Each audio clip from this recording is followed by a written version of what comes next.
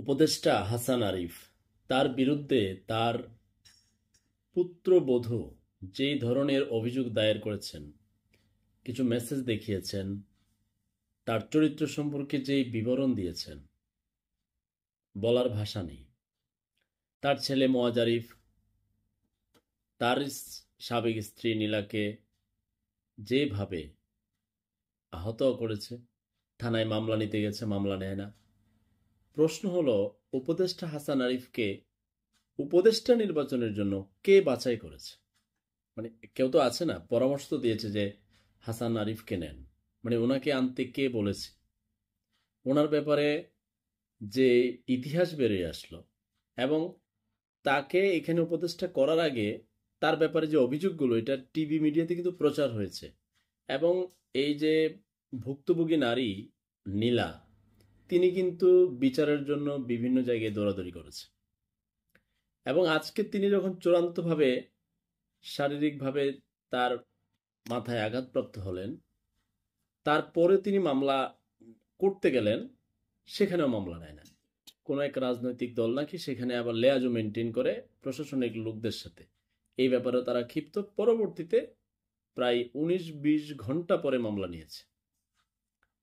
তাহলে এই হাসান আরিফের এই পরিবারের এই যে ঝামেলা, এত সব কিছুর পরেও হাসান আরিফকে উপদেষ্টা করতে কে বাছাই করেছে, কে পরামর্শ দিয়েছে, কি উদ্দেশ্যে দিয়েছে, ওই ব্যক্তিটাকে সরকারের উপরের মহল থেকে শনাক্ত করা উচিত। যে হাসান আরিফকে যে বাছাই করেছে, তাহলে ওই ব্যক্তিটাও এক ধরনের ক্রাইমার। এর মধ্যে আসিফ নজরুলকে নিয়ে কত বক্তব্য। আমি কোনো ভিডিওর কথা বলি না, আমি শুধু একজন সমন্বয়ক রিফাত রশিদের বিশাল বড় এক লেখা পড়লাম।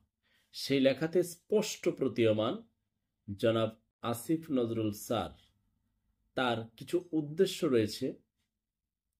আর না হলে তিনি ওই সময়ে 5ই আগস্টে দুপুর পরবর্তী সময়ে কারো ভয়ে, কারো চাপে ছাত্রদেরকে সেখানে জোর করে নিয়ে যেয়ে তাদের মতো করতে চেয়েছিল। তারা যায়নি, হাসনাত নাকি নেমেও গিয়েছে। পরবর্তীতে অন্য 3জনকে কাদেরকে নাকি নিয়ে গেছে। কারো কথা আপনার বোঝার দরকার নাই, বিশ্বাসের দরকার নাই, শুধু রিফাত রশিদের বড় স্ট্যাটাস পরে বিভ্রান্তিটা আপনার একটু বোঝা উচিত যে এখানে কিছু ঘটনা আছে। আসিফ নজরুল স্যার প্রতি সম্মান রেখে বলছি, স্যার আপনি সক্রিয় ছিলেন, ভালো ভূমিকা রাখেন ছাত্রদের পক্ষ নিয়ে, কিন্তু আপনার ওই ভূমিকাটা কি একটু ক্লিয়ার করলে মনে হয় মানুষের জন্য ভালো। আর হাসান আরিফকে কে বানিয়েছে? এত সব অভিযোগ, আর সর্বশেষ নীলা যে অভিযোগ করে বসলো, যদি সেটা সত্য হয় তাহলে এই হাসান আরিফকে উপদেষ্টা পদে থাকার কথা। উত্তর হচ্ছে না।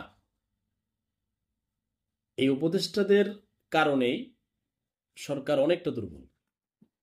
যেভাবে মানুষ প্রত্যাশা করে নতুন বাংলাদেশে দুর্নীতি থাকবে না, চাঁদাবাজি থাকবে না, সিন্ডিকেট থাকবে না, মানুষের পেরেশানি থাকবে না, মানুষ নিজেকে অনেকটা অসহায় ভাববে না, কেউ ইচ্ছা করেই ঝাঁপিয়ে পড়বে না, নিজের হাতে বিচার ব্যবস্থা তুলে নেবে না, অনেক কিছু হচ্ছে উপদেষ্টাদের দুর্বলতার কারণে। এবং বাছাইয়ের ক্ষেত্রে যারা অনেক বয়স্ক, নিজে চলতে পারছে না, যাদের বিরুদ্ধে বিতর্ক আছে, তাদেরকে আনাটা চরম অন্যায় হয়েছে।